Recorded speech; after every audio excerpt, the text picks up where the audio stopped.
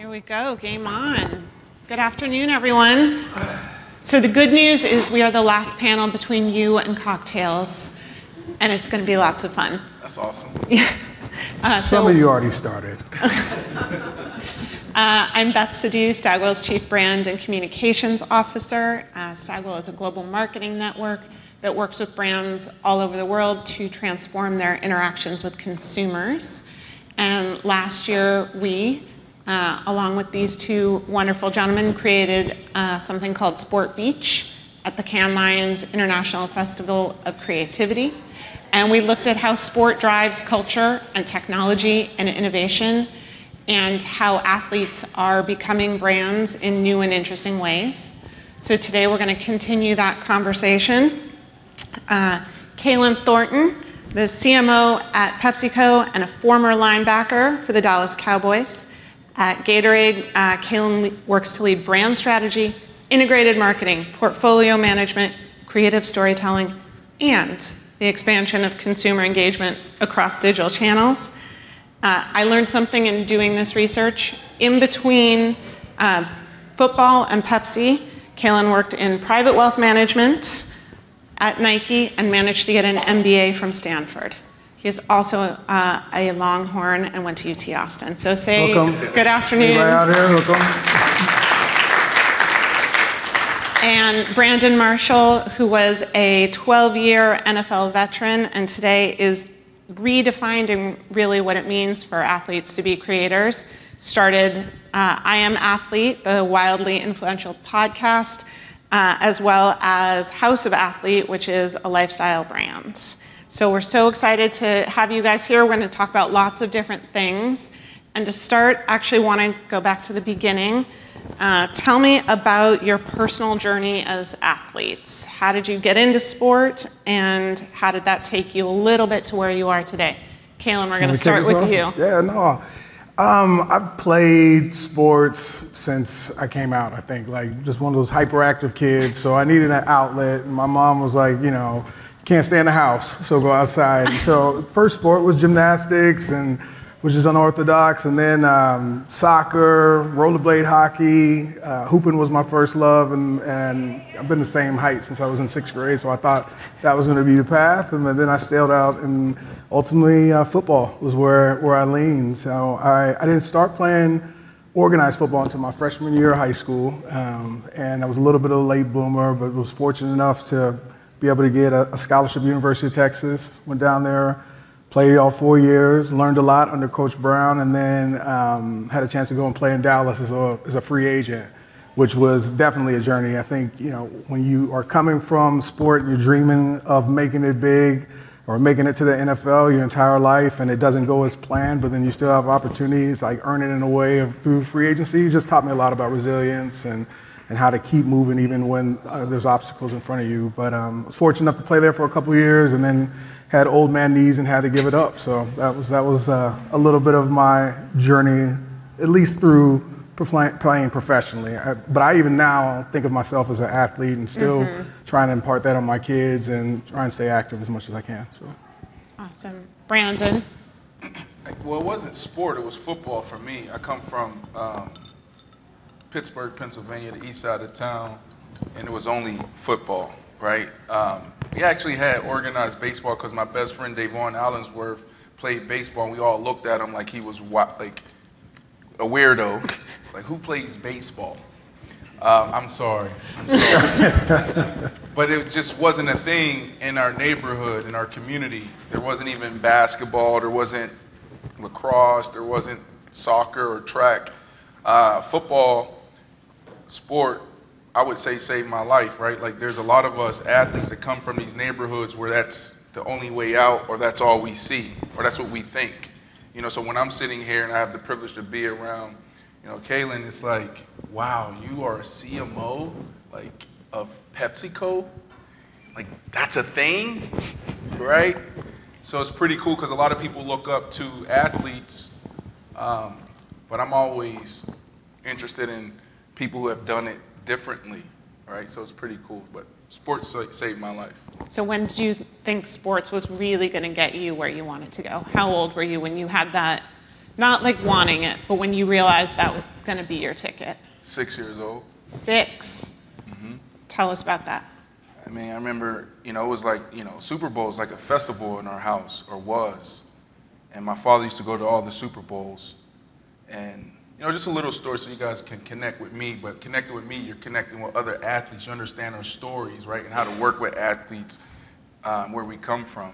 But my father was a drug dealer, right? So, I always want people to understand that, why some of us think the way we think or operate the way we operate. My father was always out at all the Super Bowls, and we would stay home most of the time. My mom would cook us anything we wanted. This is when we got steak and potatoes, like everything. I can never forget a time where I was watching a game, and I'm sitting there, I'm like, this running back, he's not getting it done. And I was like, and I really thought if I was in that moment, I would have done better. Now looking back, I'm like, I was a baby. But that's how I thought about the game and thought about myself. So 6 years old, this was it. This was it for me. So you already believed in Brandon Marshall, the brand? No. So a lot of us struggle because the sport defines us. Think about how I'm talking about the story now. It wasn't until 2011 where I spent 3 months at McLean in this outpatient program working on me that I realized that there's a business to it. It was all personal, So it wasn't until I was actually starting my career, probably year 4, year 5, where I realized that, it's a business. Well, let's pick up on that, because I think what you said, it's personal. So one of the things we want to talk about today is athletes as brands, not athlete-led brands, but really like athletes who are out there as entrepreneurs, as strategists, as brand leaders, as influencers. So Brandon, when you were thinking about starting I Am Athlete, when you're thinking about starting different businesses, were you thinking about doing that? You said year 4 basically in the league. How are you doing that at the same time? Building your player brand and building your personal brand? Yeah. So I spent my entire offseason in 2011 at Harvard building out a case study on transition. And what came out of it was content and commerce. So everything I'm doing today is built off of that case study. Professor Anita Elberse, she launched the BIMS program that a lot of you guys may be familiar with. So I was able to be a part of that inaugural program, but we also did some work outside of that. And I never thought of myself as a brand because the upside wasn't great, right? Like the guys in football, Peyton Mannings of the world, Tom Brady's are the guys making money. I'm making $10, $11 million a year, showing up to get 40, 50,000 or a shoe deal that's 100,000. Like that doesn't make sense to me. I could take advantage of my key moments on the field, sell T-shirts, me catching a one-hand touchdown, and that's 100,000 in itself. So I started to think like a business, opened my own office in Chicago, and we tried to figure it out. So I've always thought of myself more of that way. So Kalen, when did you think about athlete as brand in your career? Because you were at Nike for many years. Yeah. I'll go back to kind of like points of inspiration too. While I played a multitude of sports, one of my personal connections to the game was actually, it stemmed from my father playing. So I had an advantage. He was a professional athlete himself. He happened to play for the Cowboys, and I grew up like with this perspective of not only wanting to be an athlete myself, but this just admiration, looking up to him like a hero.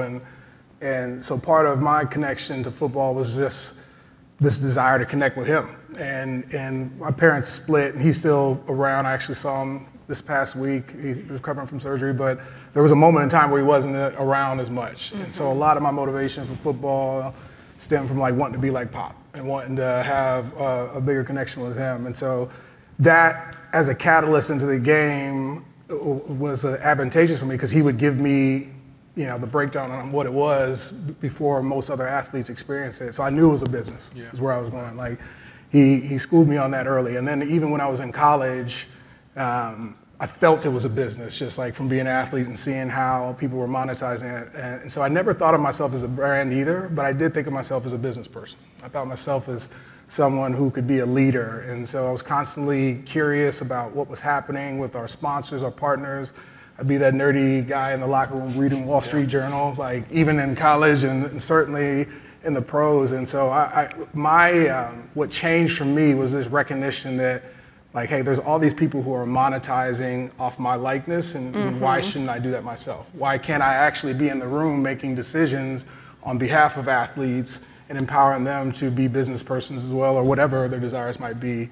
And so that was a transition for me. I'm hyper aware of our own personal brand and how you show up in these different spaces, but I'm with the same mindset. We're not brands. We're multidimensional. We're artists. We're business persons, but we're more than an athlete. Well, let's pick up on the multi-dimensionality, because certainly what we see with a lot of athletes who then go on to be very successful off the field or the court, that they are multi-hyphenates, that they're interested in lots of different things, that they explore those interests earlier and earlier in their career. What do you think it is about successful athletes that also lends to being a multi-hyphenate? Like, is there a connection, or is it just kind of happenstance? Absolutely. What's your theory there? For me, it's not a new dynamic. Like, if you think about some iconic athletes throughout history, Jack Johnson, Muhammad Ali, Billie Jean King, even Serena, these have always been people who've been successful at whatever they put their mind to. So the connectivity is more on this ability to know what it's like to put in hard work, to see the end result, to know what it's like to be a part of a team, to push yourself beyond limits that you think would prevent you from being successful. And so I think there's some commonalities there. But like, what's different now is that athletes today are afforded just vastly more resources, more platforms. And then even there's a cultural element where it's more acceptable to let yourself through. Like, there was a period there where you probably had a lot of the multi-hyphenated athletes, and then there was a moment where it pulled back and you almost had this version of athletes that felt like they needed to be a certain way and act a certain way and not be present in the community or whatever it may be, not get involved with politics. And now it's shifted back, and I think it stems from the fact that, like, no, it is embraced. People want to be able to connect with people, and athletes are people just like everyone else. So being able to express your point of view and have a perspective on a business or brand or creative or content, that's all just tapping into who we are already. Yeah. Athletes are super sophisticated right now. I hate the conversation around athletes now. Like, every time I meet with a financial advisor or some type of marketing agent, they're like, well, we got to come in and, help athletes here. And that. I'm like, do you guys not know how sophisticated athletes are now? And one of the reasons why is because the mindset is shifted. The mindset, this is not who I am, right? This is what I do. So you hear athletes say this all the time. And it's a challenge for some athletes because sometimes we put the fame and all the other things before the game, these younger athletes. So it's an edge for younger athletes to focus on the sport. But the information, we study each other. When I was in the NFL, I was studying the top wide receivers. I would go into the video department every single offseason, like, all right, give me Terrell Owens, give me Steve Smith, I want Reggie Wayne, I want Larry Fitzgerald, I want Andre Johnson. I want to see all their catches. I want to see all their touchdowns. I want to see third and short. I want to see third and long, right? So I'm learning and we're studying each other. We're competing against each other. So now off the field, when you see not only an athlete, but even an artist, maybe a Jay-Z, say, here's the blueprint, LeBron James, Serena Williams, Muhammad Ali, like we're studying, and now we're doing that, right? And so an athlete launch a production company, 10 others follow. Athlete launch a fund, 10 others follow, right? So we follow each other. So athletes are super sophisticated now. So speaking of sophistication, Gatorade certainly has a reputation for doing sophisticated, interesting work with athletes and sort of in marketing generally. When you're thinking about athletes you want to work with, athletes that fit your brand, both at Gatorade and across the portfolio, how do you evaluate athlete brands? What are you looking for? What are you thinking about? The first filter is authenticity. Like, I mean, I think a lot of brands, and this is universal, athletes or influencers, anyone you would partner with in order to authenticate your brand, but authenticity is first and foremost. Like, if you're going to partner with someone and they've never touched your product or they've never engaged with your brand, then it's easily sniffed out, and people tend to read through the BS. And so that's one lens, and it's important not only to be able to identify those individuals that are already consuming the product, but it's also important for you as a brand to have guardrails around how you want to show up, because everything through association, as much upside as there could be from those partnerships, there's just as much risk sometimes. Yeah. And you know, some guys unfortunately decide to, and guys and girls, women and men, decide to do things that reflect poorly on your brand. So you got to be able to measure that. So but authenticity is the first one. The next one, connectivity, is a big part of it. Like, how do they not only connect with other athletes you're trying to serve, but the broader consumer base. And so those athletes that are comfortable being on these stages or are comfortable, you know, speaking on behalf of your brand and really just have their own point of view or connected through the mediums and platforms that you're trying to come to life on is critical. You could have the best athlete in the world, but if they are not into social these days, it makes it difficult to be able to partner with them. Not impossible, but still something that you need to think of. And then the last piece is like, how distinct are you, or do you stand out amongst the crowd of athletes now and in perpetuity? Because the thing about being an athlete, you know, there's a new round of us coming every year. And so your ability to not only perform at a high level over time, to have a point of view that stands out, and to show that personality, show that multi-dimensionality is big. And so those are kind of the three things that we think through: that authenticity, connectivity, and distinction on who we select and who we decide to partner with. Authenticity, connectivity, and distinction. Writing it down. Brandon, when you were playing, social media was not what it is today. Thankfully. Yeah, right. For better, for worse. How did you think about demonstrating how did you connect with fans? How did you make yourself distinct? I mean, you have and you do, so maybe it just comes easily, but how did you put yourself out there before some of those tools were available? Yeah, I tried to figure out, purpose. I feel like everything we do should be purposeful, right? So I don't really feel like I'm working, I'm fulfilling my purpose. And I go back to 2011 when I realized that, you know, my purpose was to help bridge the gap in the mental health community. And so how I start showing up, part of the case study was us studying Live Strong and Lance Armstrong. The people who we study, Lance Armstrong, Live Strong, Magic Johnson, Keanu Reeves, Bloomer Esiason, Doug Flutie, people who did amazing work in the community, in the nonprofit space. Beyond the field, the court, the big screen. And so that's what I was trying to do. And so how I showed up in sport, my cause, my cleat. So we pounded the pavement, beat down the door for a couple of years to get that field to become a space for, you know, others outside of just cancer, what we do for breast cancer awareness. So now we're starting to see athletes represent other things. The way we got that done was being disruptive and kind of disrespectful. Tell us more. So like, you can't wear, like, there's uniforms, right? And there's rules and regulations. And if you don't stay within the guidelines, you get fined. So we put together this whole campaign where we leaned in. So during Mental Health Awareness Week and month, I would wear lime green cleats to the point where they would, the day of the game, come to my door. You can't wear these cleats or we won't even let you on the field. So, well, you go tell the fans why I'm not playing. There's 36 million Americans that are affected by cancer, but there's 100 million that's living with something when it comes to mental health. Even the patients and the families that's dealing with cancer, they're dealing with mental health challenges. Mm-hmm. We need to tell this story. So if I don't play, I don't play. Thursday night football, Monday night football. Go out there, catch a touchdown or two, win the game, billion impressions, turns into a thing. We match the fines. So that's how I would show up. Like, just be disruptive, tell the story. Anytime I had a moment where I was after a game or a practice, I had my lime green on. So point of view, you know, that was my thing. It's like, I'm here to bridge the gap in the mental health community. So whether it's in sport or it's now in business, everything that I do push back to that. So our platform, our show. So how does that show up on some of these things we're talking about who's the GOAT? Well, before we even get to that conversation, or maybe at the end, it's like, how are you doing, 1 to 10 mentally? Mm-hmm. And it just started this cultural, social phenomenon, So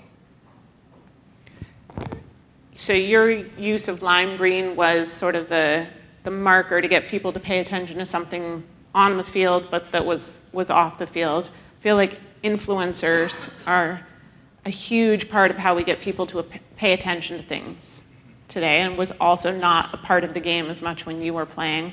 Why do you think influencers, in the influence community, how does that interact with athletes?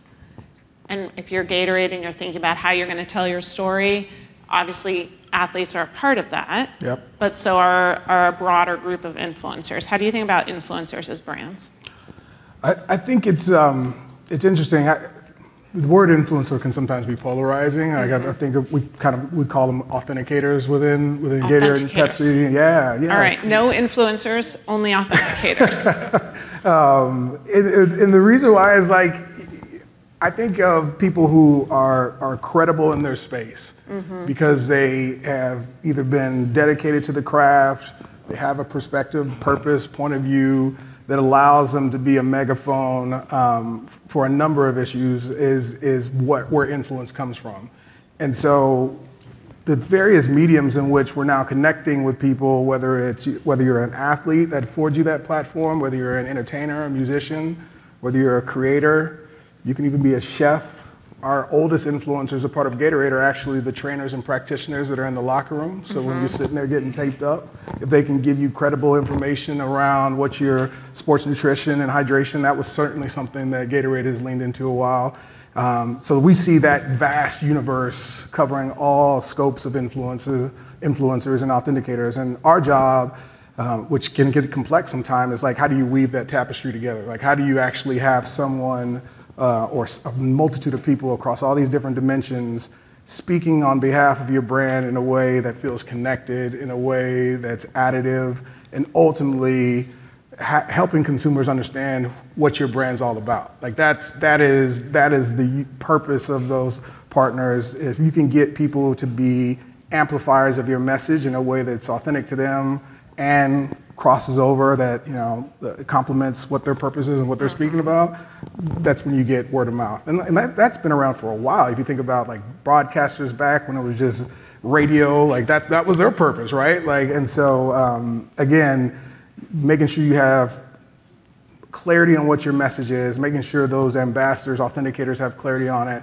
and that you are doing things in order to accelerate your message is really where it comes together. Community is a great space for that to happen. The products that we're promoting is a great space for that to happen. And the stories ultimately is where like it comes to life in the most rich way. Yeah. Well, I mean, maybe I'll go a different direction here, but we have to continue to learn as athletes how to be influencers because it's different. For a few years, influencers created more impact than athletes. Because an athlete, you like sit on a pedestal, it's like, you're glorified. Influencers, they know how to connect, right? And when I say impact, what I mean by that is like, I'm drinking Gatorade, right? From your Sport Beach authenticators, mug. there you go. More people would, you'll convert, authenticator would you can call it what you want, man. I know, I'm just trying. Would convert more than an athlete, mm-hmm. even if that athlete have more, right? Because it's just like we're posting great pictures or highlights, right? But nowadays, athletes, we're starting to get it. We saw that last year, Sports Beach, right? First year in Cannes, and it was amazing. You have Spotify there, you have Google, everyone's there. And everybody wanted to be around Sports Beach. So it shows the impact that athletes have as authenticators. I think it's important for us to understand, though, like it's more so cultural currency. Like I like mm-hmm. to talk about it in that way. And it's like when you see Stephon Diggs wearing something or drinking something you wanted. And that goes back to the first authenticators in our culture, and that was hip hop. Totally. Run DMC and LL Cool J, and then there was Jay-Z and everyone to follow. So a great book for you guys who want to learn more about that. It's called The Tanning of America by Steve Stout. And it talks about, influencers, authenticators, culture currency, and how to work with people in that space. One build to where you're going is when you talk about influencers, like in the new wave of influencers, these creators, one area that they have been more successful than athletes, who I also still consider influencers, is that their ability to storytell is part of their craft. And that's similar with the hip hop cats. Like that's the root of what they do. They storytell. Now that athletes are getting more savvy and they understand that, and they're becoming better storytellers, is where you're starting to get this proliferation of brands and athletes that are embracing that. Whereas in the past, either they didn't have access to it, or there was even dynamics that, not even that too long ago, shut up and play ball. You know what I mean? Now when these athletes there's a moment of that every season. Totally. But that's probably the biggest difference I see in these influencers. They are much more proficient and understand the platforms and mediums and how to get their stories out there. And the athletes are catching up, but that they're still light years ahead. So that actually, we were talking before about, the question was, why do you think athletes are able to translate, sort of their fans from player day to consumer day? And you said, actually, you don't think athletes are great at that. Yeah. Tell us more. No, I think that we're still learning. I feel like I always look at myself as a case study. Not everyone converts. And so, I think athletes need to learn how to become influencers and connect with their audience, because we're in this phase now where we built an amazing audience and we have a lot of influence, but now when we talk about business and monetization, you have to be able to convert. And the way to convert is, what Kalen was just talking about. You have to do a little bit more work. You have to be sharp in your message, your point of your perspective, and you just got to be consistent. You got to say the same thing over and over again in a creative way. So we're still learning, and I feel like we're at the forefront of that. There's a few of us athletes, the Pat McAfees of the world, and ourselves, and there's others that came before, shut up or dribble an era or two with LeBron and uninterrupted. So there's still a lot of work to do. And when you say conversion, you mean monetization. Monetization, right? At the end of the day, these top brands in here, the creator economy is about to double within the next 10 years. And a lot of those resources, brands are trying to figure out how to partner with people like myself or these new digital platforms. And so we have to become sophisticated in what we're doing and how we're approaching it. It's all about that, right? It's money. We need partners because we're connecting. Our impact is greater than the linear and the more traditional routes. But then when you look at the back end, are we retaining? Are we converting? Are we able to build teams, manage? So there's a lot of work because there's a lot of opportunity for us. We're talking about in the next 5 to 10 years, we may have a few athletes, exiting, maybe 10 years, with billion-dollar exits if they're able to build a company.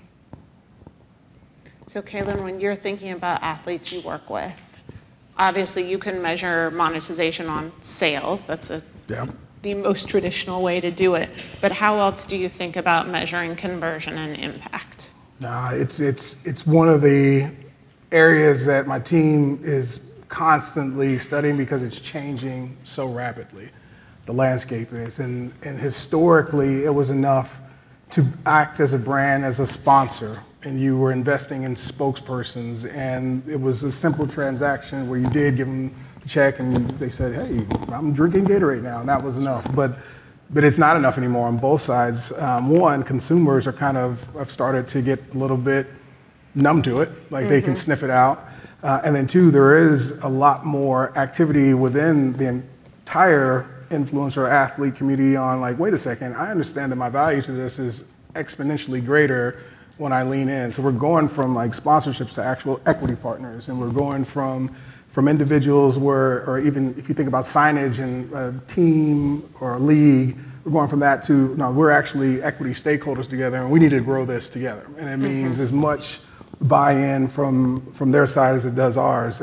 So that's one of the biggest shifts that we're thinking about, is like, you know, from like the sponsorship mentality to the partner mentality, from transactions to relationships, and then ultimately this new space in the creative economy around storytelling is very, very rich. You can be on as a brand and not do a traditional campaign. In fact, there's many case studies that it's more effective on how brands are growing. And so, excuse me, those are the spaces where we're shifting a little bit of our mindset. And I can see a world down the line where, you know, companies are providing seed capital to all these new brands and working with them to grow and scale. And that's different than a company building something internally on their own and then just go bring in a couple people to be ambassadors. Right. So that's another space. The other place I'd go to is like, growth can happen certainly through the lens of financial, but also personal and community growth as well. And so we look at not only the bottom line in terms of the ROI, but how many more people are we connecting through you? Like what is the lens? There's a program that we started at Gatorade when I hopped in called Equity in Sport. And it's all about breaking down barriers for people, for minorities, people who are from these various groups that are underrepresented, and getting them in the game. There's a clear metric there, because the more athletes we have in society, the more it's going to benefit Gatorade and any other company that's in the business of sport. So those are some of the longer term KPIs that we look at as well. Right. If we can double that population, triple that population, and it was the same sort of hypothesis at Nike as well when I was there doing that type of work. That's another way in which we measure it. So I feel like Nike is very much like, for a long time, went to market as the elite athlete. Totally. And now it's more, if you've got a body, you're an athlete. If you've got feet, you can run. How do you think about, if you're going to double the population of athletes, how do you think about doing that? And then I'd love to hear how you think some of the work you're doing encourages people to be athletes and stay in the game. Well, you said it earlier. You said I still consider myself an athlete, right? It's, to me, the way I define athlete is mindset. Totally. It's just mindset. It's just like, there's just some things that you learn in sport that you can't get anywhere else. And if you're able to take that into another industry, new field, I mean, you really separate yourselves. Or if you didn't play sport, if you're able to study it and learn it, it really just gives you that edge. You know, teamwork, perseverance, you know, work ethic. There's just so many things that you can pull from it. So that's how I kind of define it. Nah, you're spot on. Like, there's this, well, to answer the first part of the question, like, if your lens around athletes is so narrow and elite to the point it gives you a ton of authenticity and credibility, but it limits that total addressable market, then ultimately you're shooting yourself in the foot. Right. And so part of the shift that you're seeing, not only the Nike, Jordans of the world, Gatorades, is let's not forget about that elite part, because that's where our authenticity comes from. That's the core. We're bringing solutions to help those elite athletes get better. So we're not going away from that, but we are widening the aperture, broadening it, so that any person that is on their journey to be the best version of themselves can have that athlete mindset. And that really is about being able to break through walls, being able to, like, you know, put one foot in front of the other and do things every day in order to move yourself forward, in order to attain those dreams. And so for us, that's how we're thinking about it from that perspective. And then when you come back to the notion of even now I identify as an athlete, I'm not the same athlete I was. Like, not even close. I'm sure it's right there. Yeah, no, my kids remind me every day that I'm not as athletic as them, but I can go out and do something that brings me that peace, that brings me that same sort of feeling that I had when I was playing ball. Like, funny story aside, last night, I was coming back from dinner and I jumped in a pedicab, and I'm a big dude. So like, Please tell me there are pics or it didn't happen. No pictures happened, but a young woman was pushing this pedicab and she was working. And like, and so by the end of the ride, she was beating the lights. I was like, man, she is moving. And I'm like, felt lighter for a second, but at the end of it, she was wrecked. And she's like, man, you gave me some work. And I was like, yeah, I'm sorry about that. She was like, no, I enjoy it. And she started describing like almost being in this flow state and being in the state of mind where that exertion gave her peace. Like she's an athlete all day. Like so like that, taking that and bottling it up and giving it to the community is one of the big things that inspired me to still stay in sport after I stopped playing the game. And so that's what we're trying to tap into. It's funny because all the work that I was doing led up to House of Athlete. You described it as a lifestyle wellness brand, and it is. And it's like modern therapy, and the 5 pillars, like how you train, how you eat, how you recover, tribe, recovery. There's just a few things that show up in elite athletes' lives like consistently. And so we started working on this campaign called I Am Athlete, which is probably a lot of people may know me from a business. Thank you so much. Give it up for that.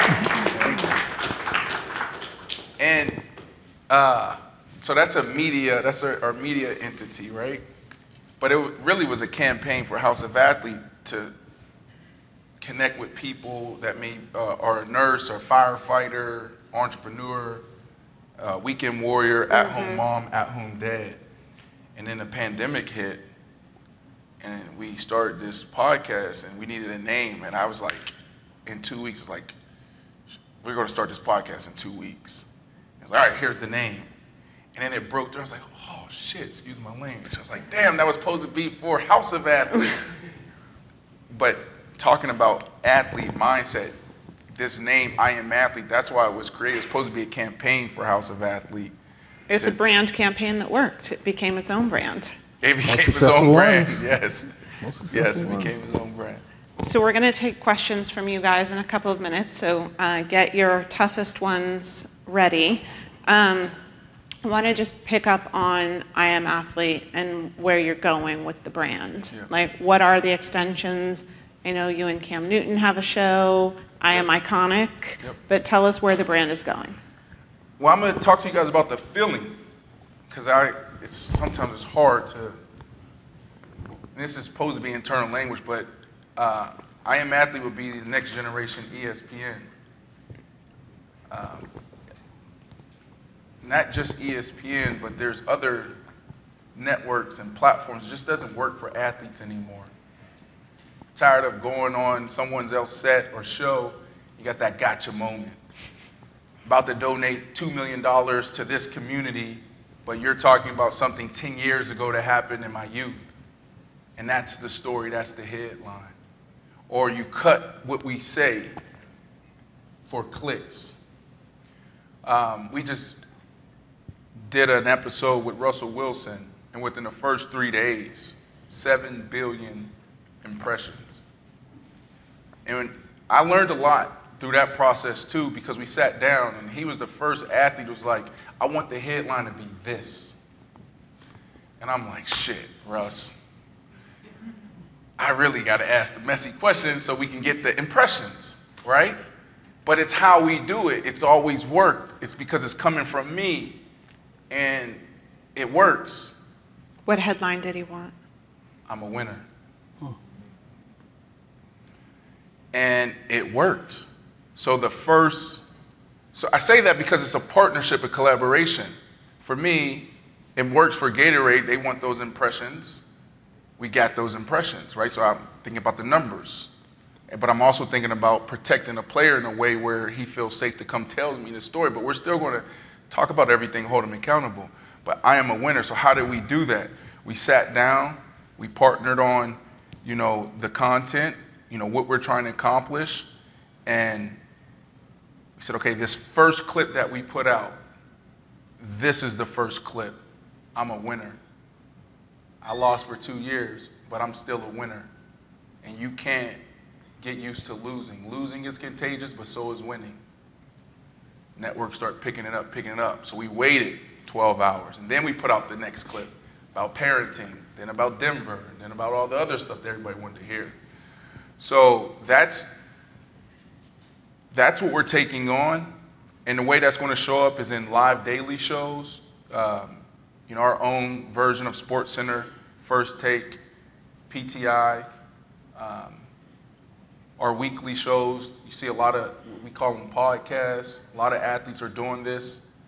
Live experiences. There's a huge appetite for people to get to know us outside of the field, off the court. And then we call it on the go. On the go is just athletes showing up as journalists. And so that's what I Am Athlete is. And I call it like next generation. That was supposed to be internal language. I said ESPN, but that's what it is. So we're going to take a question from the audience. I'm supposed to direct you to the microphone in the aisle. And if you don't mind, introduce yourself. Go for it. I'm Samara from Australia. Thank you for your beautiful storytelling.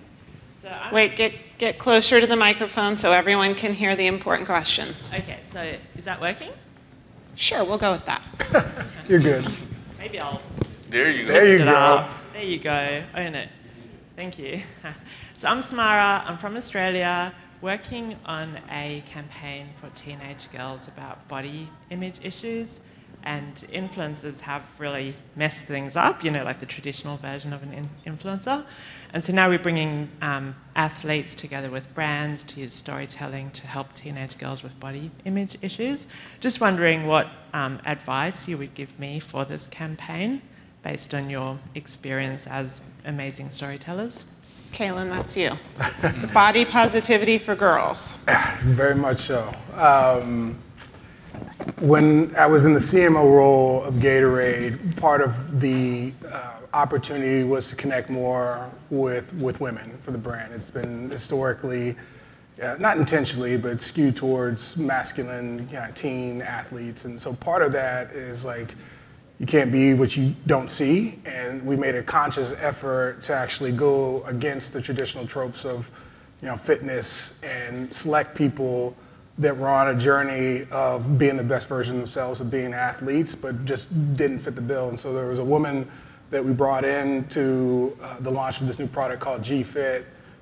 Jessamine Stanley, I believe is her name, if you all know her. She's a yogi. She's an incredible young black woman who is just full of energy, and the things that she can do are incredibly difficult and incredibly hard, but she didn't look like the athletes that you might stereotypically see. And we caught some flack. There was some ignorance that was spewed on the social platforms that were coming after her. And we had to make a decision as a brand. Do we stand up for this individual? Do we pull the post down? But ultimately, we decided, we're going to do what's right, what we know to be right. And we stood by her, we supported her, and we doubled down and put out more content. And long-winded setup to say, like, part of what I would encourage you to do is take those calculated risks. Put people in front of the camera, allow them to tell their stories in a way that they may not have ever been asked to. And you will for sure connect with an audience that cares. And that will far outweigh any sort of negativity that comes from it.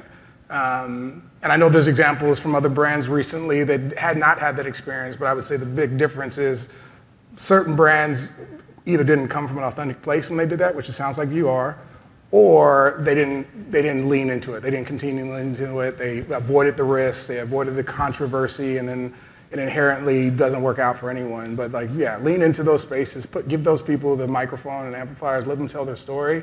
Do it in an authentic way, and you all will do incredibly well. Let me add to that really quickly. I think there's phases to these conversations, and I feel like we're kind of past the awareness stage. And so my advice would be really lean into the creative and the storytelling. Right? There's been a lot of brands, Gatorade, Nikes of the world, even influencers talking about this and leaning in. And it's like creativity to production is really what's going to separate brands these days. So that's my advice. Totally agree. Next question. Sorry, I'm a rapper. Do I just take this off? No, just kidding. Hi, my name is Nia Cherry. I also go by Joy because NBA Twitter is harsh, so I have an alias. I studied sports marketing at Northwestern University, and it's really good to be here today because I actually found out about Brandon Marshall when I was incarcerated on false charges. I spent 40 days in jail, and all I had as a window to the world was the USA Today. So I would just open up the sports page and kind of like follow the scores and all of the stories since I couldn't watch the games, and they had an article on your podcast. So I took a notebook and I wrote down everything that I wanted to look up when I got out, and I looked up your podcast and I was just inspired by what you're doing for athletes and just black men in general. So it's a full circle moment for me to be like, I realized like, wait a minute, I found out about him when I was in jail. Like, but it's a full circle moment to be here and to meet you, so thank you for being here. So I am trying to apply my sports marketing in sports journalism in an interesting way. I'm a huge Philadelphia 76ers fan. Let's not talk about our seed right now. We have a game tonight. But I started a fan page for Tyrese Maxey because I saw that that was very successful in music, how fan pages can kind of help elevate a brand. They can have like anywhere from 500,000 to millions of followers. So I wanted to support him early in his career, but right before South by Southwest, the page got reported and taken down, and there goes my portfolio of all the work that I've done. So I wanted to know, how can we as fans, as content creators, how can we support the brand of the athlete without stepping on toes? I know there's controversy about monetizing off of your image, but just as a total grassroots fan, how can we as content creators support the athletes and become a part of that brand and become a part of that conversation and help mobilize the fans of the athlete? That's a great question, and I don't know if I have the best answer for you now, because I think about it more from like the other side. Like when I think about I Am Athlete, I think about user-generated content. When we've had our most success, whether it was a drop, a t-shirt drop, or our top performing shows, it was us repurposing our fans' content or comments. And so I think of some of the dopest brands, it's like the ownership really is in the fans. So like you guys really own it. But it's your image and your likeness, so there has to be some type of synergy. Yeah, but when we think about, so I'm not thinking of it from an athlete perspective anymore. I'm thinking about it from an influencer. Influencer, we connect, right? Athletes, sometimes we really don't connect. Mm-hmm. And so as an influencer, that's what we want. And so I think your opportunity is like maybe to lead that, like what you were already doing. Right, because now it'd be easier for me to just go directly to you to connect with hundreds of thousands of fans, right? So I think you're right on track. Let's pick up on the NIL piece of this. So one of the stats that we were looking at last week is that athletes who have NIL deals at almost any level are surpassing traditional influencer performance by an average of 7x, going up to 11x for male basketball players. I'm curious how the NIL conversation is changing what you're doing. I think it's ultimately changing what we're doing because we're now having to look at a wider audience of athletes to tap into, and it's a positive outcome. Like I think, when you're coming up in college or even high school and you have the ability to own the narrative, which is kind of back to even the last conversation and question to the woman who just asked that. One other way to think about it is like you can still have commentary, you can have a point of view, you can have a narrative that you lean into these athletes or these spaces, and that's actually the currency. Like what is the quality of the information, the creative, the content that you're offering up? That's not exclusive to athletes. You can have a point of view on that, and that's what NIL athletes are doing a really good job of. This whole next generation is incredible. I look at my kids sometimes, I'm like, how can you watch YouTube like that 24/7? It's ridiculous. Somebody's screaming on the other side because of Fortnite. Like, what's wrong with y'all? But what I failed to realize is like, no, that is their version of the news today. Like, when you watch Mr. Beast, that is the new version of Pat Sajak and game shows, and like, And what they're doing is they're creating their own platform and their own channels, and they're becoming these experts, back to my definition of influencers, in all these different spaces. And if you have something, that people want to hear, then monetizing is what you should be able to do. So NIL, thankfully, that it's happened now. It took way too long.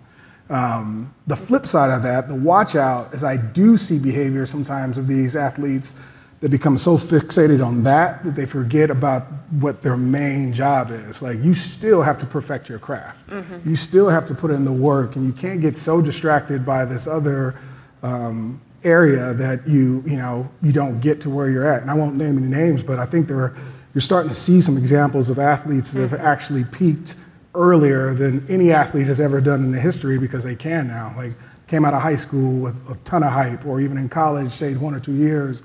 They go on to the league, and then you're like, what happened to this individual?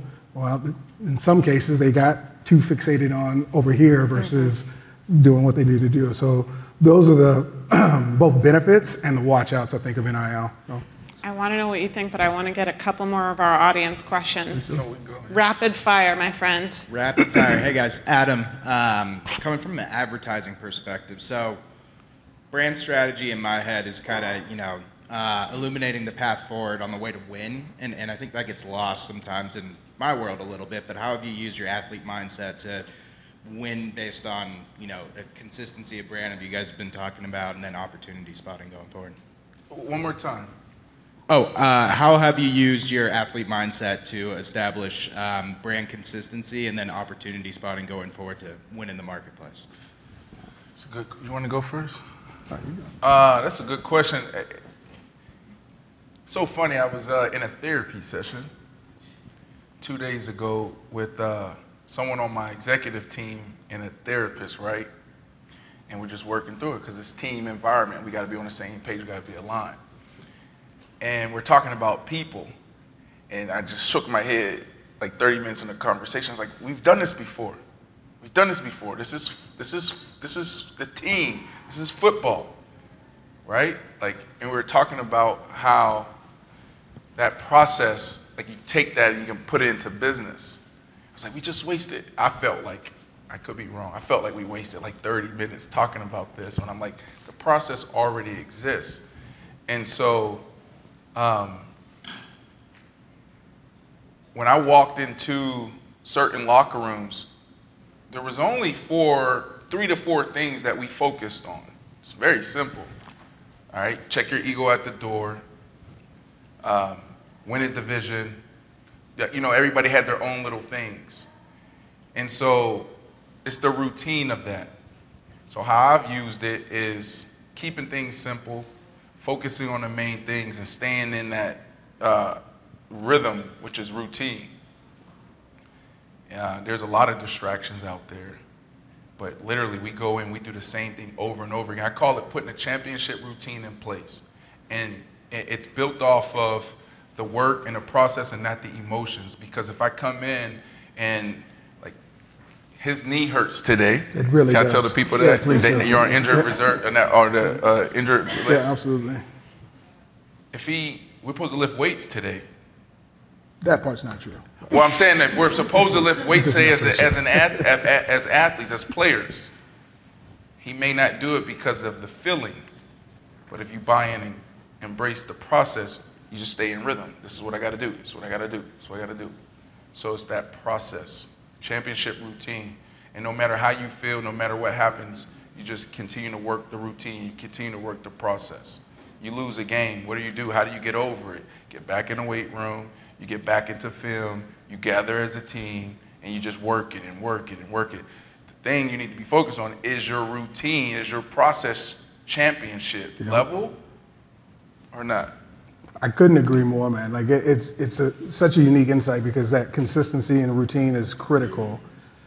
And one of the things that happens with brand strategy is, like, we get bored with our own playbook faster than any other kind of function out there. So we'll move away from a campaign and it's working. Well, why'd you do that? Well, I just, I thought it was stale, or I had another creative idea. Well, don't do that. That's working. Like, stay with it. So that's one piece of it.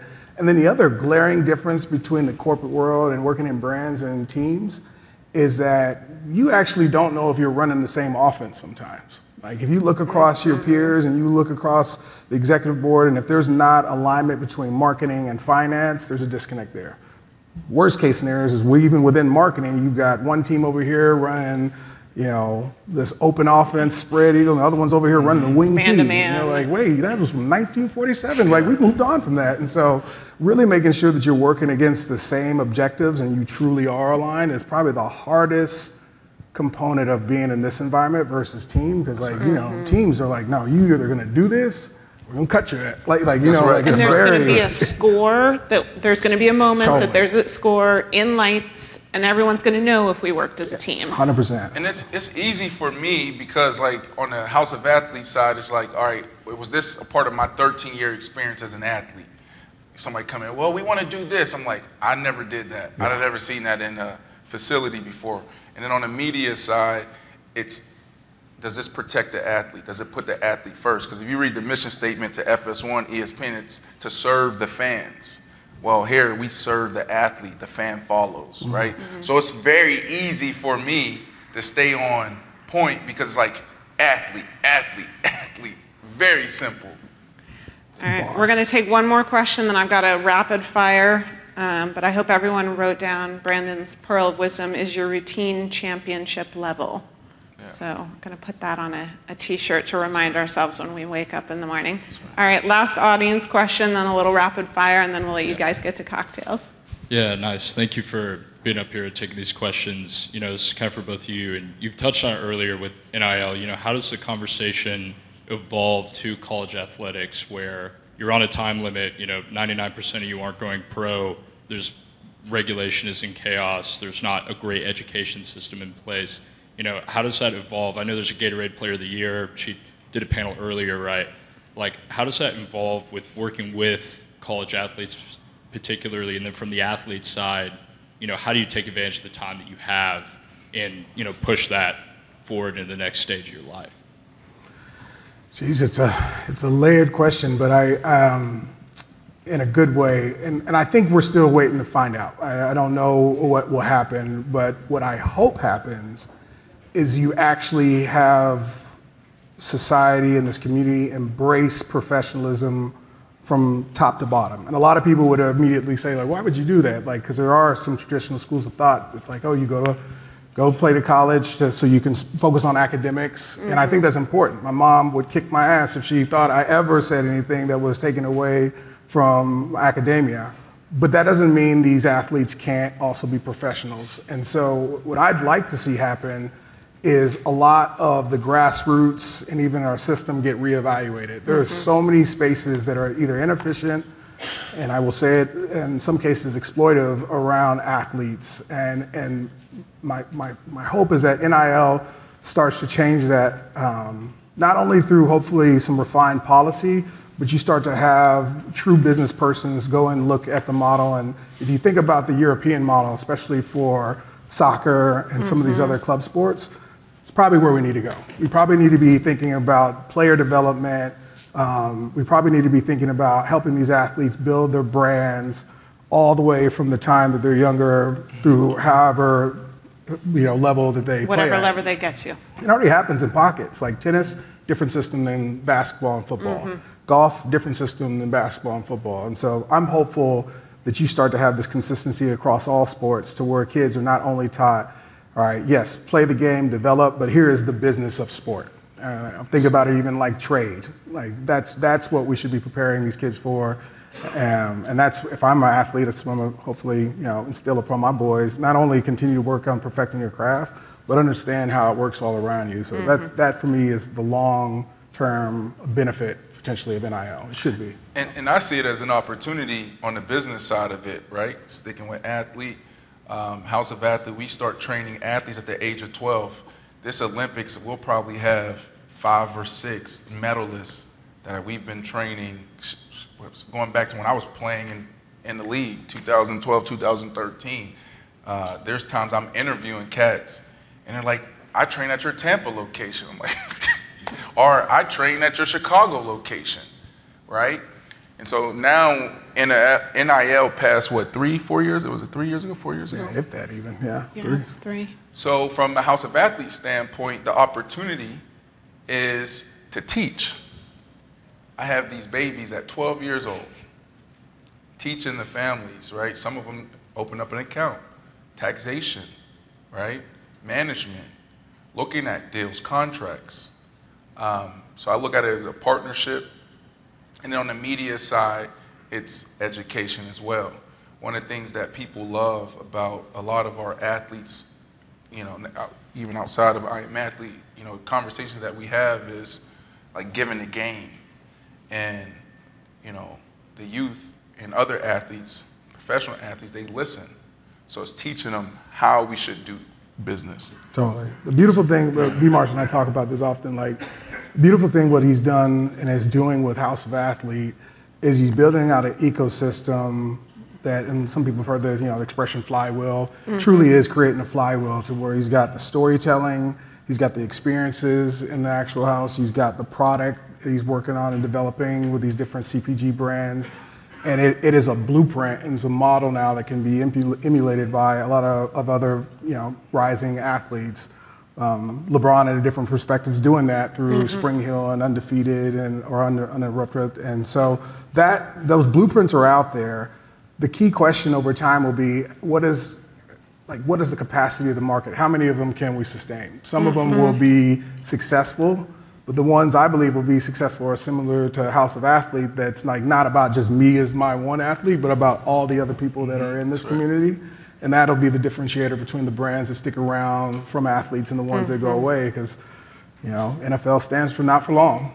And that equates to your celebrity and your impact too. And so you've got to be thinking not only through the lens of yourself, but ultimately, you know, your peers, your community, the community of athletes in a broader perspective. So last question, in this giant community of athletes at all different levels, give me 1 or 2 names of people who intrigue you, either as athletes or brands, or ideally athletes who have brands. Give me someone you got your eyes on. I can't give you one. I'm going to give you a bunch. These guys that I'm about to list right here, I like people are thinking about equity and ownership, building out platforms, because that's our impact. That's the type of currency that we have. Patrick Mahomes, watching him, Caleb Williams, even how he thinks, asking the team, you know, if you draft me, I want ownership, which is crazy and it's wild, could mess up his brand, but I like it. I like it. Yeah. Caleb Williams, Travis Kelce as an older player, you know, getting into media, built on his own platform, really interesting over the last year, parlaying success, Super Bowl, you know, his relationship, this should be personal. Coco Gauff, NASCAR, Xfinity, there's a young brother, because they're trying to get in new spaces, Rajon Caruth, in action sports, Zeb Powell, could be the best to ever do it, have done it. Caitlin Clark, obviously, she's amazing, see what she can do on the shoulders of the people who came before, but she really has an opportunity to take women's sports to a whole nother level. You got the who's who coming to her game. So I can name so many other athletes, Devin Haney, but there's a lot of athletes that are thinking the right way. Like I just said Devin Haney because boxing's in an interesting space, but Devin Haney's his own promoter, and the way he and his father is going about it could be the blueprint to the conversation that we just had around Neil and making sure our youth athletes are operating the right way, and the people we have to lean on is who? The parents, right? All right, Kalen, give me someone you're intrigued by. Oh, man, similar. It's hard to name one. Brandon Marshall. I'll start with that. He's doing an incredible job. That guy there. But no, outside of him, I think you know, there's an old running back, Justin Forsett, who played Seahawks and a couple other teams. He's developed a brand, Hustle Clean, and Justin's awesome because he's been a serial entrepreneur, so this is not even his first attempt, but I love what he's doing. He's tapping into that space. I can't remember the name of the gentleman that started, but there's a brand Actively Black right now is doing some incredible work in sports and apparel.